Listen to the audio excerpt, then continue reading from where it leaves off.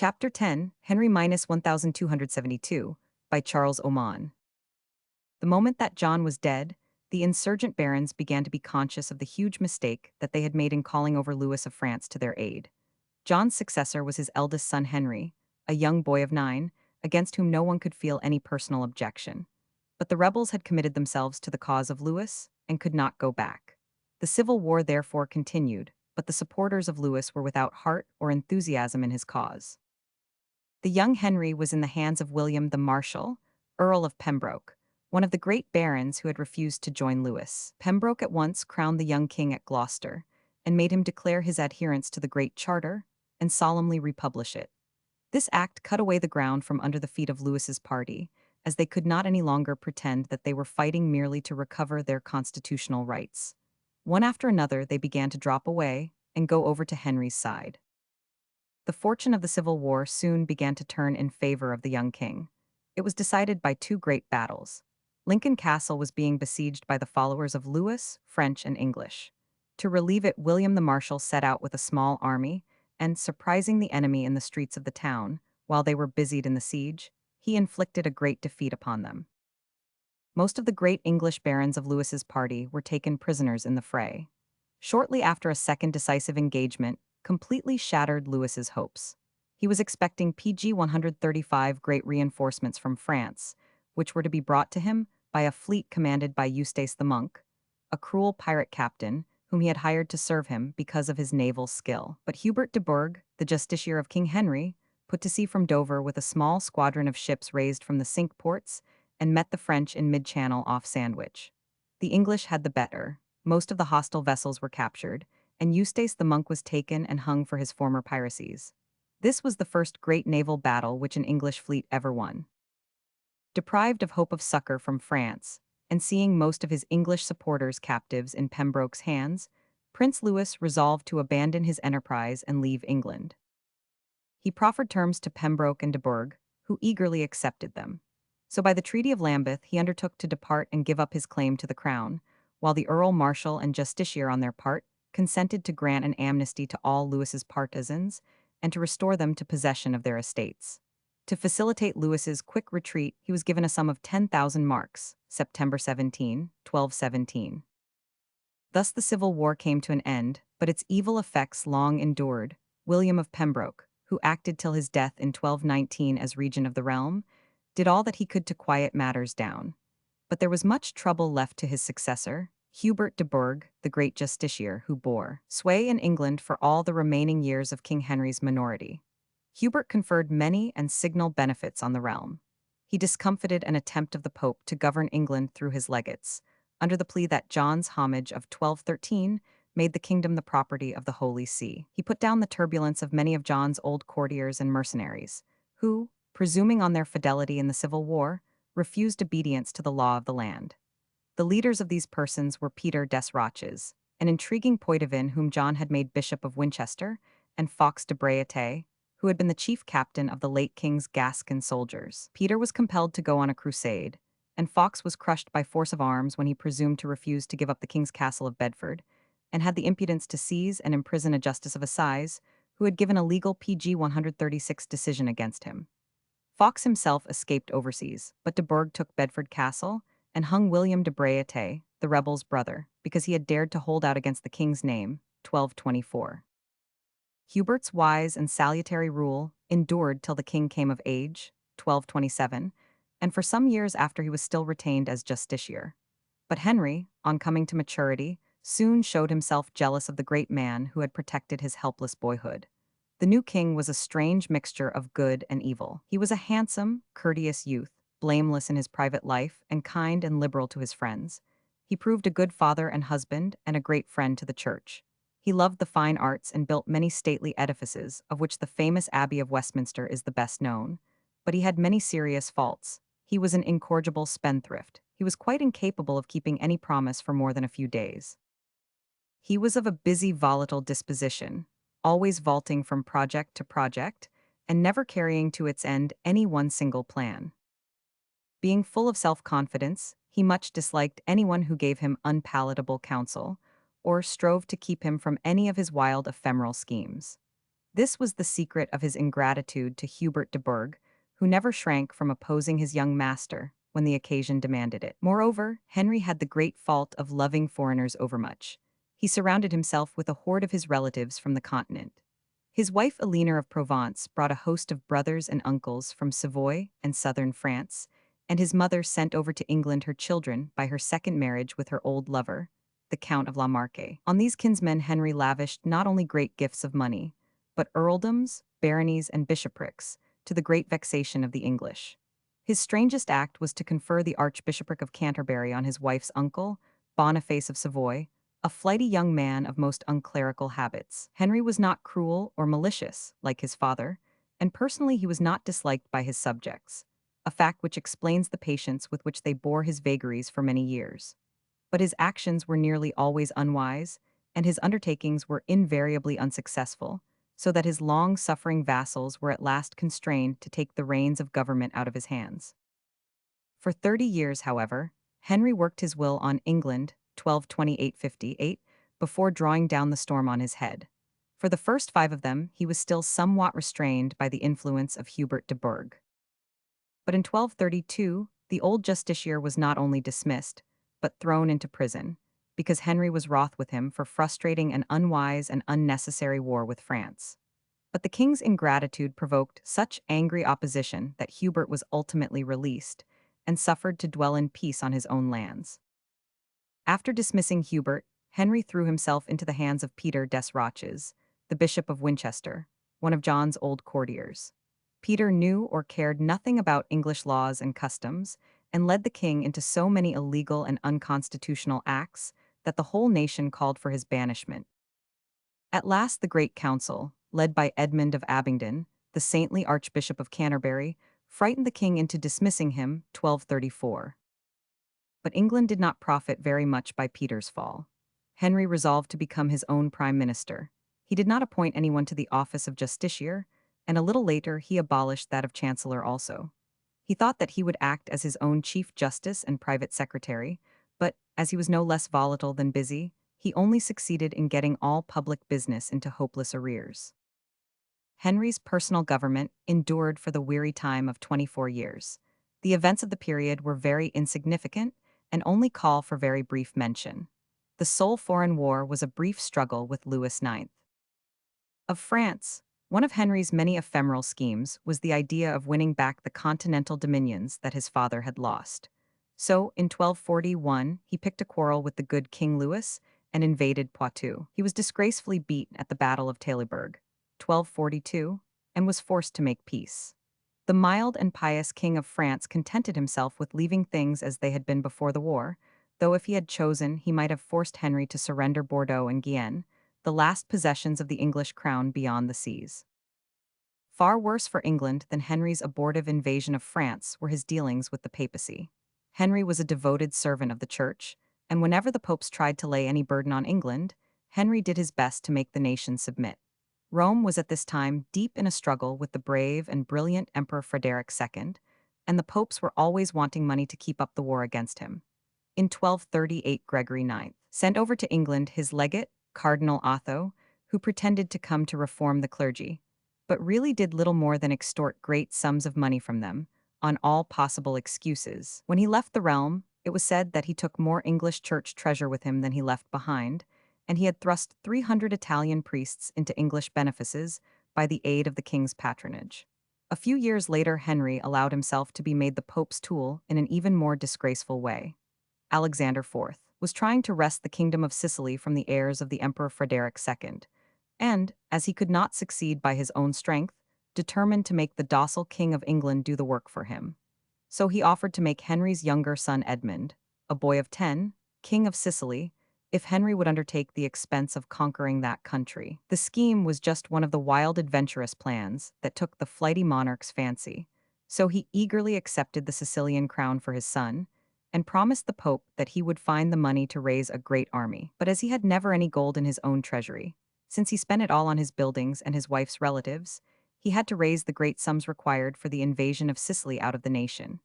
In 1257, therefore, he summoned the Great Council and told them that he must at once have liberal grants from them, because he had pledged England's credit to the Pope, and had made the realm responsible to Alexander IV for 140,000 marks. The baronage were full of rage and disgust, for the conquest of Sicily was no concern of England's, but a matter of private spite on the part of the papacy.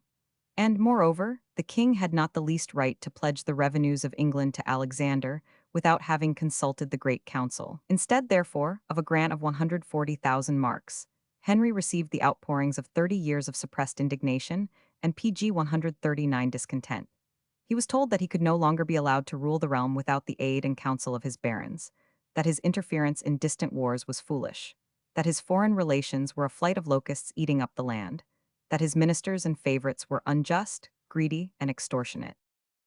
The king was seriously frightened and consented to call another great council together at Oxford to provide for the better governance of the realm, and not merely for the payment of his own debts. The sudden outburst of wrath on the part of the baronage in 1258 is explained not only by the fact that all men had lost patience with King Henry, for that had been the case for many years, but much more by the fact that the baronage had at last found a champion and mouthpiece in Simon de Montfort, the great Earl of Leicester. Simon was not one who might have been expected to prove a wise and patriotic statesman and a good Englishman, for he had originally come into notice as one of the king's foreign favorites. His grandmother had been the heiress of the earldom of Leicester, but she had married a Frenchman, the Count of Montfort. Their child was Simon the Elder, a great crusading chief and a cruel persecutor of heretics. He was a bitter enemy of King John and had never been permitted to get hold of the Leicester estates. In 1232, his son Simon the Younger came across to England to beg King Henry to make over to him the confiscated lands of his grandmother's earldom. Henry could never resist a petitioner, especially when he was a foreigner. He not only took Simon into favor and granted him the earldom of Leicester, but he married him to his sister, the Princess Eleanor, and for a time made him his confidant. But the king's sudden friendship did not endure, and ere very long he tired of Simon and sent him over to govern Guienne, which was always in a state of chronic insurrection. Simon put down rebellion with a strong hand and made himself unpopular with the Gascons, who sent many complaints of him to the king. But the fatal cause of estrangement between him and the earl was a money matter. Simon had expended large sums in the king's service, using his own money and borrowing more. When he sent in his accounts to Henry, the latter could not or would not pay, and very meanly allowed the loss to fall on Simon, 1250. Simon then settled down into opposition to the king, though he was ready enough to serve the realm in all times of danger. He had now been living for many years in England, and his neighbors found him a just and sincere man, and one who had done his best to accustom himself to English ways of life and thought. He was especially beloved by the clergy, who admired his fervent piety and pure life. So it came to pass that the man who had once been known only as the king's favorite was called Earl Simon the Righteous, and looked upon as the most patriotic and trustworthy of the nobles of the realm. Great men had been singularly wanting among the ranks of the English baronage, since William of Pembroke died and Hubert de Burgh was disgraced. It was not till Simon came to the front, as the king's opponent, that the nation's discontent with Henry was adequately expressed. The Great Council, or Parliament as we may now call it, since that word was just coming into use, met at Oxford in June, 1258, to take counsel for the better administration of England. Some called it the Mad Parliament, because of the anger of the barons and their desire to make hasty and sweeping changes. Henry, when he met it, found that he had no supporters save his foreign kinsmen and a few personal dependents, so that he was forced to submit to all the conditions which the barons imposed upon him. So were ratified the provisions of Oxford, which provided for the government of England, not by the king, but by a group of committees. Henry was to do nothing without the consent of a privy council of 15 members, which was now imposed upon him. Another committee of 24 was to investigate and right all the grievances of the realm, and a third, also of 24, was to take charge of the financial side of the government, pay off the king's debts, and administer his revenues. Henry was forced to make a solemn oath to abide by the rules stated in Magna Carta, which he had often before promised to keep, but had always evaded or disregarded after a time. By the provisions of Oxford, the governance of the realm was taken altogether out of the hands of the king and handed over to those of the three committees. But the new scheme was far too cumbersome, for neither of the three bodies had any PG 141 authority over the others, and it was difficult to keep them together. There were many who were jealous of Simon de Montfort, who sat in each of the three, and was the ruling spirit of the whole government. It was said that he took too much upon himself, and that the nation had not muzzled the king merely in order to hand itself over to be governed by the earl. In spite of these murmurings, and in spite of the king's attempts to shake off the control which had been imposed on him, the provisions of Oxford were observed for 4 years. But Henry was preparing to tear himself free as soon as possible. He sent privately to Rome and got absolved from his oath by the Pope. He courted those who were jealous of Earl Simon, and he encouraged many of his foreign relatives and dependents to creep back to England.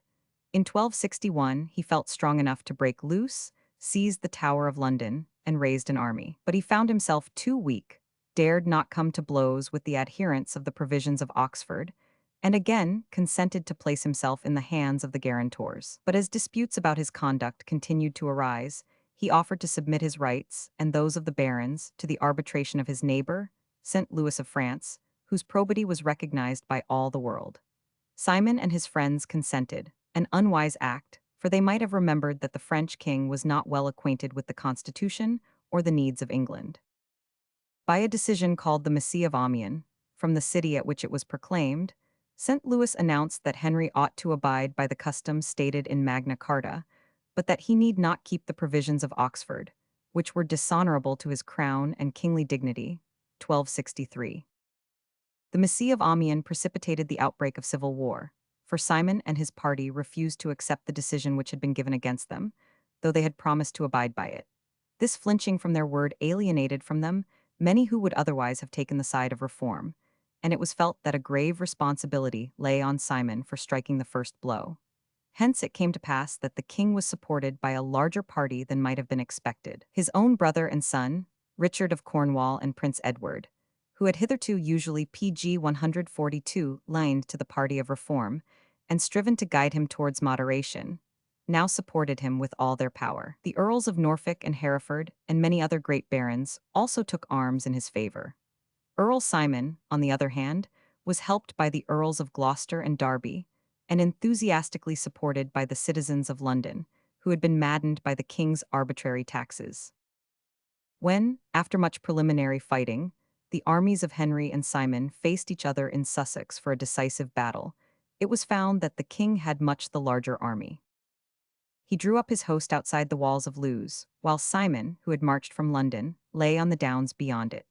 When the shock came, the fiery Prince Edward, who led the right wing of the Royalists, fell furiously on Simon's left wing, which was mainly composed of the levies of London, and drove them far off the field. But, carried away by his pursuit, he never thought of returning to help his father. And meanwhile Earl Simon had beaten the king's division, and rolled the Royalist army back against the town wall of Lewes, where those of them who could not enter pg 143, the gate at once were taken prisoners. Among the captives were the king himself, his brother Richard of Cornwall, and most of the chiefs of the Royalist party. Prince Edward, rather than continue the civil war, gave himself up to the insurgents on the following day, to share his father's fate, May 1264. The immediate result of the battle was the issue of a document called the Messe of Lewes, by which King Henry promised to keep the charter, to dismiss all his foreign relatives and dependents, and to place himself under the control of a privy council, whom Parliament should choose to act as his ministers and guardians. A Parliament was hastily summoned and delegated 3 electors to nominate this privy council, namely, Earl Simon, the Earl of Gloucester, and the Bishop of Chichester. The electors, naturally but unwisely, appointed none but their own trusted supporters. Thus England came under the rule of a party, and a party whose violent action had been disliked by a great portion of the nation. The king was but a puppet in their hands.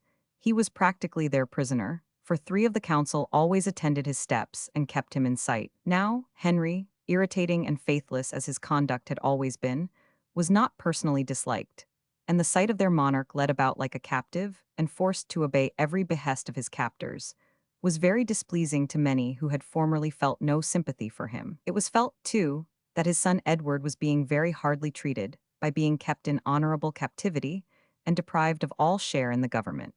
For the prince had taken the side of reform till the outbreak of the Civil War, had only joined his father when Simon took arms, and had behaved with great patriotism and self-denial in refusing to continue the struggle after Lewes. For 2 years Earl Simon governed England, and the king was kept under close guard. This period was not one of peace or prosperity. The land was still troubled by the echoes of the Civil War, and in his anxiety to maintain his dominant position, the earl incurred many accusations of harshness and rapacity. He was especially blamed for depriving Prince Edward of his earldom of Chester, for favoring Llewellyn, Prince of North Wales, in his quarrel with Roger Mortimer, a great lord of the Welsh Marches who had been on the king's side at Lewes, but PG 144, most of all for giving too much trust and power to his own sons. The young Montforts were rash and arrogant men, who harmed the people's cause more by their turbulence than they aided it by their courage and fidelity. In short, they were as Samuel's sons of old, and wrought their father no small damage and discredit. The chief event for which Earl Simon's tenure of power is remembered is his summons of the celebrated Parliament of 1265. This incident is noteworthy, not so much for anything that the Parliament did, as for the new system on which it was constructed. Hitherto the Great Council had usually been composed only of the barons and bishops, though on 2 or 3 occasions in the 13th century, the smaller vassals of the crown had been represented by the summons of 2 knights from each shire, chosen in the county court by all the freeholders of the district. But de Montfort not only called these Knights of the Shire to his Parliament of 1265, but also summoned 2 citizens or 2 burgesses from each of the chief cities and boroughs of the realm. Thus he was the first to give the towns representation, and to put together the 3 elements, lords, borough members, and county members, which form the Parliament of today. It must be confessed that Simon's immediate object was probably to strengthen his own side in the assembly, rather than to initiate a scheme for the reform of the Great Council in a democratic direction. Many barons were against him, and them he did not summon at all. Many more were jealous or distrustful of him, and it was mainly in order to swamp their opposition that he called up the great body of knights of the shire and members for the towns. For London and the rest of the chartered cities were strongly in favor of his cause. This parliament confirmed all Simon's acts, outlawed those of the king's party who had fled overseas, and refused to accept the terms of the Missie of Lewes, imposed a 3 years' exile in Ireland on some of those who had made only a tardy submission, and put all the royal castles into the hands of trusty partisans of the earl. It made few regulations for the better governance of the realm, but left everything in Simon's hands and at his discretion. It was impossible that the regency of the great earl should PG 145 last for long. There were too many men in England who felt that it was unseemly that the king and his son should live in close restraint, while one who, in spite of all his merits, was still a foreigner and an adventurer, ruled the realm. The beginning of Simon's troubles came from a quarrel with his own chief supporter, the young Earl of Gloucester. Gilbert de Clare thought that he was not admitted to a sufficient share in the government of the kingdom, and soon fell into a bitter feud with Simon's sons. His anger led him into conspiring against the great earl. By his counsel, Prince Edward escaped from his keepers by an easy stratagem and a swift horse. Once free, the prince called his party to arms and was joined by Gloucester, Mortimer, and many of the barons of the Welsh Marches. On hearing of this rising in the west, Montfort hurried to the Welsh border with a small army, taking the king in his train. He bade Simon, the second of his sons, to collect a larger army and follow him, but Edward and Gloucester seized the line of the Severn and threw themselves between father and son. The earl retraced his steps, slipped back across the Severn, and PG 146 reached Evesham, while his son had marched as far as Kenilworth, so that a few miles only separated them. But Edward lay between and was eager for the fight. By a sudden and unexpected attack the prince surprised and scattered young Montfort's army under the walls of Kenilworth. He then hurried off to attack Simon. The earl lay in Evesham town, which is girt round by a deep loop of the river Avon. Edward and Gloucester seized the narrow neck of this loop, while another royalist force, under Mortimer, crossed the river and watched the only bridge which leads southward out of the town. Simon awoke to find himself surrounded. "God have mercy on our souls," he cried, "for our bodies are our enemies." Gathering his little army in a compact mass, he dashed at the prince's superior force and tried to cut his way through. But the odds were against him, and after a short, sharp fight, he was slain, with his eldest son Henry, Hugh Despencer, the justiciar of England, and many of the best knights of the baronial party. King Henry almost shared their fate. He had been compelled to put on his armor and ride in the earl's host, and was wounded and almost slain before he was recognized by his son's victorious soldiery. Thus died Earl Simon the Righteous, a man much loved by those who knew him well, courteous and kindly, pious and honest, wise and liberal. But it cannot be denied that he was touched by an overweening ambition, and that when England fell beneath his hand, he ruled her more as a king than a regent, and forgot that he was but the deputy and representative of the nation. His rise and success freed England from the thriftless rule of Henry and set a boundary to the use of the royal prerogative. His short tenure of power gave the realm the valuable gift of the full and representative parliament. His fall was sad but not disastrous to the English, for his work was done, and he was fast drifting into the position of the autocratic leader of a party and ceasing to be the true exponent of the will of the whole nation. The best testimony to the benefits that Simon had conferred on England was the fact that Henry III never fell back into his old ways. He was now an elderly man, and in his captivity had lost much of his self-confidence and restless activity. He had been freed, not by his PG 147 own power, but by his son and the Earl of Gloucester, both of whom had been friends of reform, though enemies of Simon.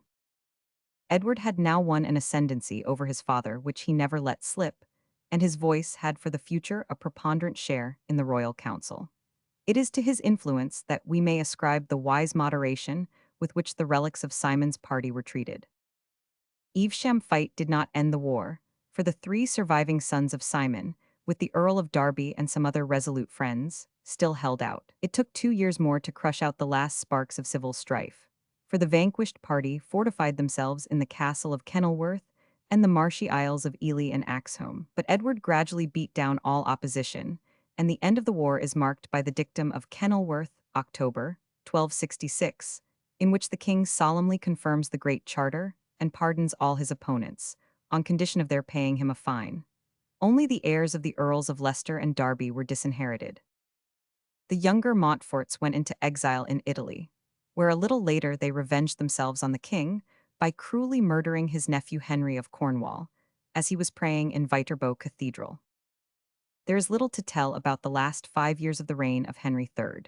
The land gradually settled down into tranquility, and we hear little more of the misgovernment which had rendered his early years so unbearable. Prince Edward went on a crusade when he saw that the realm was pacified. He greatly distinguished himself in the Holy Land and took Nazareth from the infidels. He was still beating back the Saracen when he was called home by the news of his father's decease. After a stormy life, the old king had a peaceful ending, dying quietly in his bed on the 16th of November, 1272.